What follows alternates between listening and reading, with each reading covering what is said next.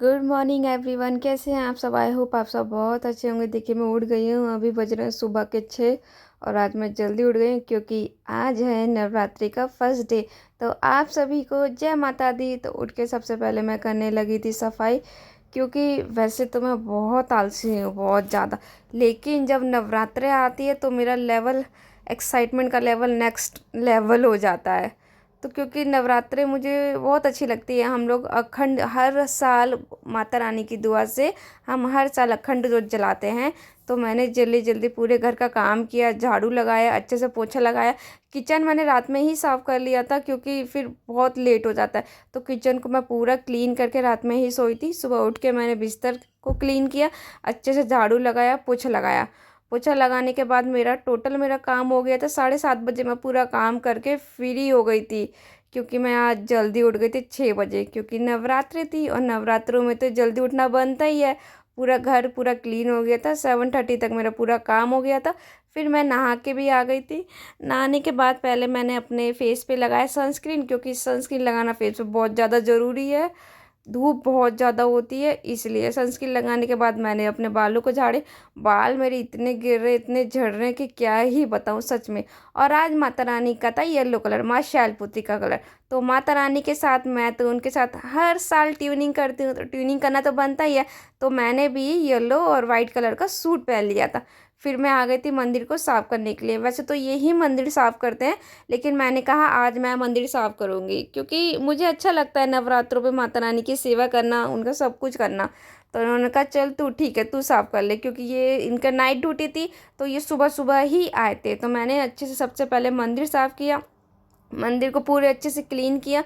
उसके बाद सारे मैंने भगवान को अच्छे से धोया, सबको अच्छे से धोया। वैसे भी मैं मंदिर साफ़ करती रहती हूँ, तो कोई भी कुछ भी इतना गंदे नहीं थे। फिर भी मैंने बहुत अच्छे से धोया। लेकिन एक बात तो है, जब भी नवरात्रे आती है ना, मतलब अलग ही खुशी होती है। भगवान जी की सेवा करने में इतना अच्छा लगता है ना। मुझे तो मेरी माता रानी मतलब 9 दिन तक डेली कपड़े चेंज करती है। जो जो भी उनके दिन होते हैं उनके साथ मैं भी उनके साथ ट्यूनिंग करती हूँ। जैसे कि आज था येलो डे, कल है ग्रीन डे।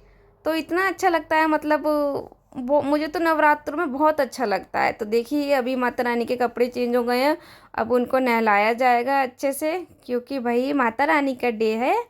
तो उनको सबसे पहले मैंने अच्छे से नहला दिया। नहलाने के बाद उनको अच्छे से मैंने कपड़े से अच्छे से साफ़ किया। भाई हमारी माता रानी है, और माता रानी से इतना अटैचमेंट हो गया है ना। जब से मैं शादी करके आई हूँ, माता रानी से इतना अटैचमेंट हो गया, लगता है कि साक्षात मेरी माँ है और ये हमारे साथ में ही रहती है। सच में इतना ज़्यादा अटैचमेंट हो गया मेरी माता रानी से। और बहुत अच्छी है, मतलब इन्हें देख के ना ऐसा लगता है कि ये हमारी सारी बातें सुनती है, हमारे साथ ही रहती है। तो अभी ये इनको पहना रहे थे कपड़े। आज था येलो डे, तो मेरी माता रानी आज पहन रही थी येलो कपड़े।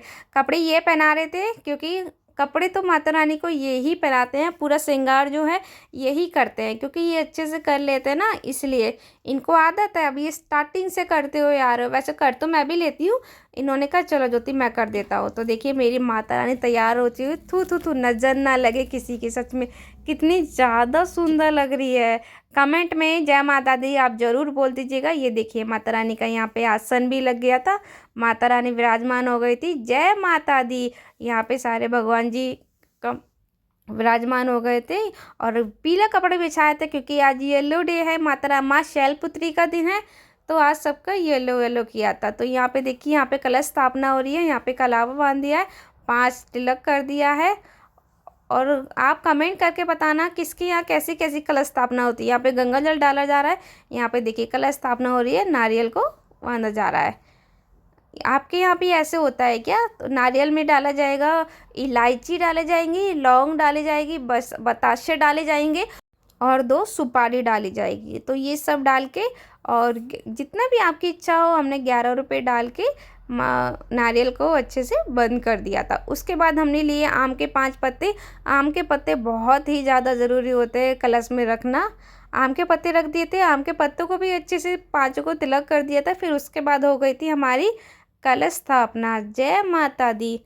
मैं नीचे चावल रखना भूल गई थी, बाद में मुझे याद आया कि चावल भी रखने, तो बाद में मैंने नीचे चावल भी रख दिए थे, क्योंकि जब हम स्थापना करते हैं तो चावल रख के ही स्थापना करते हैं।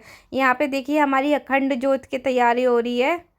ये पूरा ये अखंड जोत वाली बात ही है। और ये माता रानी का हमने श्रृंगार रख दिया था और माता रानी का इत्र रख दिया था।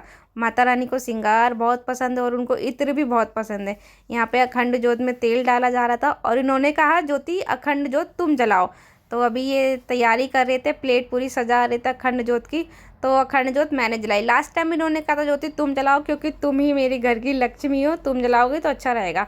तो मैंने माता रानी का नाम लेके अखंड जोत जलाया। जय माता दी। और फाइनली अच्छे से मेरी अखंड जोत जो है वो जल चुकी थी। और मुझे इतना अच्छा लगा कि पहली बार में मेरी अखंड जोत जल गई थी। अखंड जोत जल गई थी, फिर उन्होंने अखंड जोत रख दी थी। अब ये 9 दिन तक ऐसे ही मेरी अखंड जोत जलती रहेगी, भगवान की दुआ से, माता रानी की दुआ से। और माता रानी को भोग लगा दिया था, आम का भोग लगा दिया था। येलो डे है इसलिए आम का भोग लगाया था। फिर हमने की आरती। आरती करने के बाद इन्होंने भगवान जी को किया प्रणाम सर झुका के। जो भी इन्होंने इच्छा मांगी हो, भगवान मेरे पति की सारी इच्छाएं पूरी हो। फिर मैंने भी भगवान जी को प्रणाम किया, भगवान सबको खुश रखना, सबको अच्छे से, जो जिसकी मनोकामना है सबकी मनोकामना माता रानी पूरी करना। और आज था नवरात्रि का डे 1 में ना एक अलग ही एक्साइटमेंट होती है, अलग ही खुशी होती है। मेरी माता रानी इतनी सुंदर लग रही थी, इतनी सुंदर लग रही थी, क्या बताऊँ। और आज था मराठी लोगों का गुड़ी पाड़वा। तो मेरी दीदी है, मेरी नेबर है, साथ में रहती है, तो वो मराठी है। तो उन्होंने कहा आज होती तू भी पूजा कर ले। मैंने कहा चलो ठीक है दीदी, मैं भी पूजा कर लेती हूँ। और फर्स्ट टाइम मैंने पूजा की गुड़ी गुड़ी पाड़वा की। इतना अच्छा लग रहा था, बहुत अच्छा लग रहा था। इवनिंग हो चुकी थी, मैंने कुछ शूट नहीं किया, तो फिर रात इवनिंग में ही सारा शूट किया। फिर हम बनाने लगे खाना। 6 बज गए थे, फिर हमने खाना बनाना चालू किया।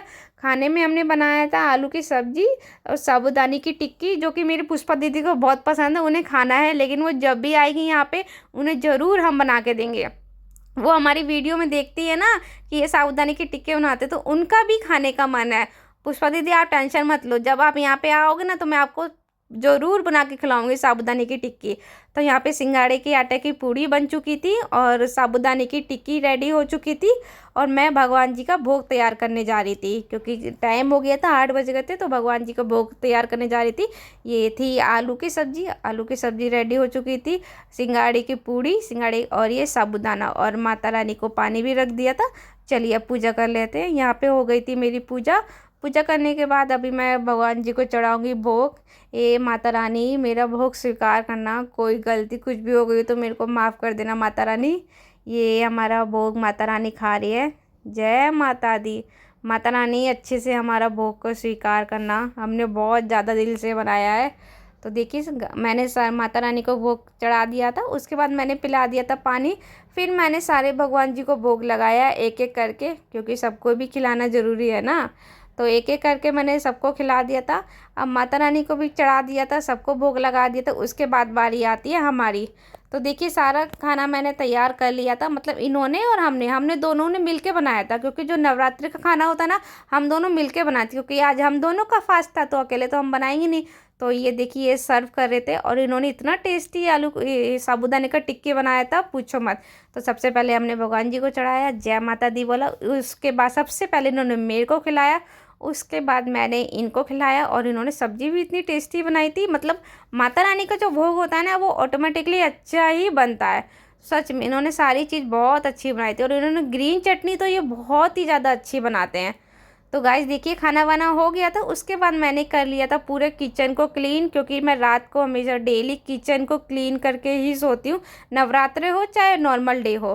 तो मेरी माता रानी का सोने का टाइम हो गया था। आई होप आपको ये छोटा सा व्लॉग अच्छा लगा हो तो बोल दीजिएगा जय माता दी।